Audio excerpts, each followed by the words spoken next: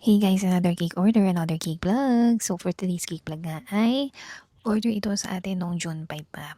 So ang nag-order pala sa atin ito ay isa sa mga regular client natin sa monthly milestone. And ang usual na in-order nga sa atin ni ma'am ay yung mga number cakes natin na size ay 9 by 2.5.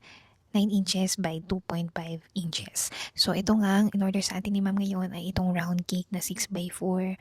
So sabi niya kailangan niya ng smash cake and ang team nga nito ay yung Minnie Mouse. Pero minimalist lang naman yung sinend sa atin ni ma'am na design.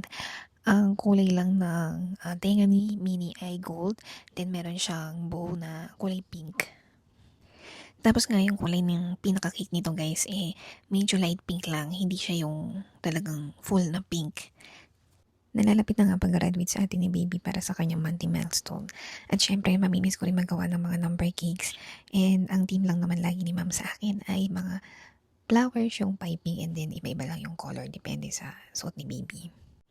So, sa mga naghahanap po dyan ng mga pang-monthly milestone nila, pwede kayong mag-book sa 749 Ipantalyo Street, Barangay Drive, Mandaluyong City, and kindly look for mail for reservation and bookings.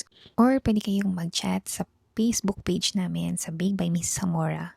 Sa part nga na ito ay natapos ko na siyang lagyan ng medyo light pink na food color, and then lalagyan ko lang siya nitong texture na ganyan. Yun, parang ano lang, kinuhit, tapos baakyat, ganun. Hindi ko alam kung anong texture yung tawag dyan. Basta yun na yan.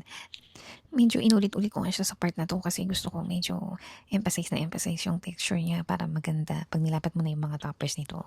So, konti lang naman yung mga toppers nito, guys. Na-prepare ko na siya ahead. Yung tenga ni Mickey tsaka yung buo na pink. So, ayan, for the ulit na naman tayo ng texture. Isa pa. So, ito na pala. Tapos na yung ating cake. So, ano sa tingin nyo guys? Maganda ba yung kinalabasan nitong ating cake? Pwede kayong mag-comment kung nagustuhan nyo itong ating customized cake for today's video. Yun lang. Bye!